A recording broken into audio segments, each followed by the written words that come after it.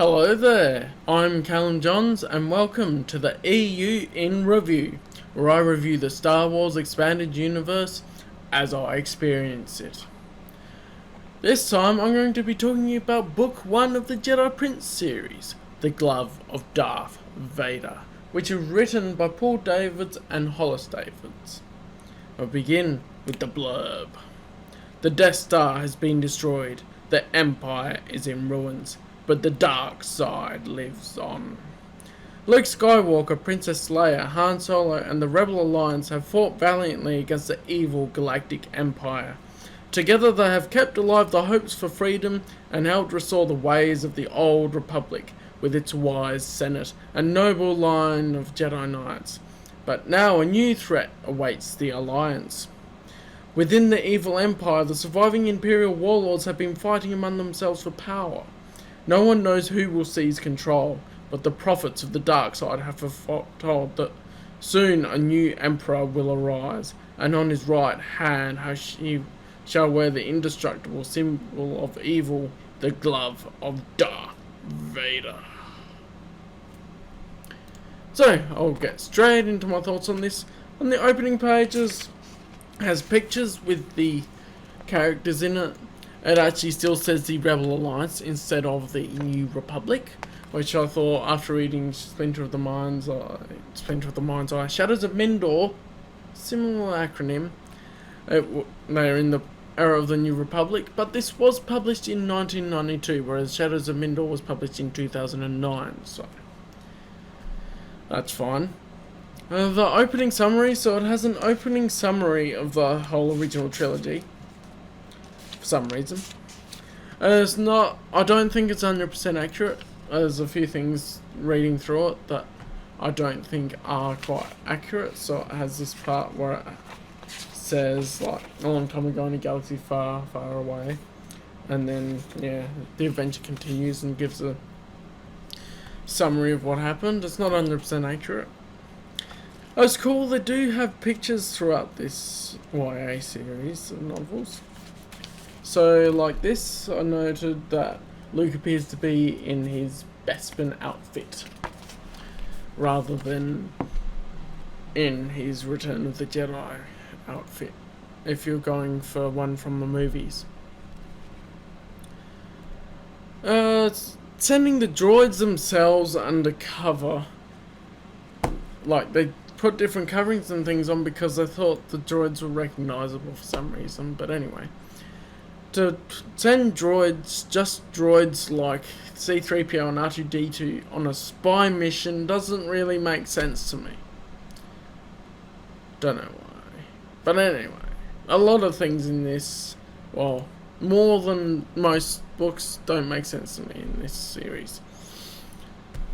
So, it also has them returning to Yavin 4 for some reason, I don't know. It also says Lando is still the governor of Cloud City, so he goes back and reverts back to pretty much what he was doing, even though he has his friendships. He reverts back to what he was doing, basically, in Empire Strikes Back. Han says less than 12 standard time parts instead of parsecs. That's on page 5 of this book. And if you're wondering, a parsec is actually a real-life unit of measurement. It's equal to 3.25 light years. Not sure of the origins on it, but it is a real-life unit of measurement, which makes more sense when you go back to the AC Crispin Han Solo trilogy than saying time parts. And it also says there's Grand Moff equals the regional governor, which later on is built upon that the regional governors are actually below the Grand Moffs. And there are multiple Grand Admirals present, so it gives the impression that there's a lot of Grand Admirals present, rather than, I think there were 7 that were originally established. And Thrawn wouldn't have been there, as he was in the background building up his forces. So 3 Eyes does make sense for Triculus, so if I can find a picture, so there's a picture here. It also has a picture of what later on they're Waildons as well, but 3-Eyed Makes sense if he's a human hybrid with an alien. Even though there's anti-alien sentiment in the Empire, it makes sense. But the name of Trioculus is a bit on the nose. So, Trioculus, not 3 eyes. It's like saying Triclops. Oh yes, they do mention that. There we go.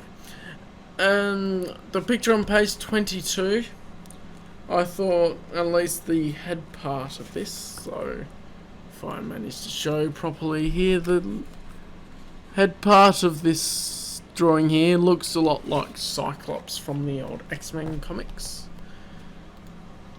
They say a laser pistol and not a blaster pistol. It says that C-3PO's first job was working with binary load lifters, which he mentions that in A New Hope, so that lines up, I believe.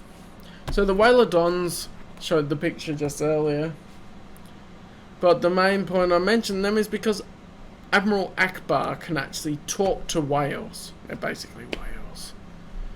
So it has this theme of save the whales in it, which must have been that time of the... It was written in 1992 that they wanted to save the whales. Anyway, it doesn't give an explanation other than some of the fishmen can understand the Whalodons, which doesn't go into depth about why, really. And Akbar also went by himself on a spy mission, which, why isn't he doing Admiral stuff? Anyway, next thing, I like the strike cruiser that's able to go underwater as well as fly in outer space. That's a good idea, although it does have limited use in... they use it for going to Mon Cala. Yeah, they go to Mon Cala or Dak, but they call it Mon Calamari or whatever. They can't decide what to call it in the EU, really. It's called all sorts, but the main planet of the Mon Calamari system. It's Akbar's home, right? They go there. I've also thought that saying Dark Greeting and Imperial Welcome are a bit on the nose. It's just a bit cringy. But yeah, it also has a glossary in the back, so it has a glossary of sort of characters and what things mean and stuff, which is different because usually you get the dramatis personae at the start for at least Timothy Zahn's books.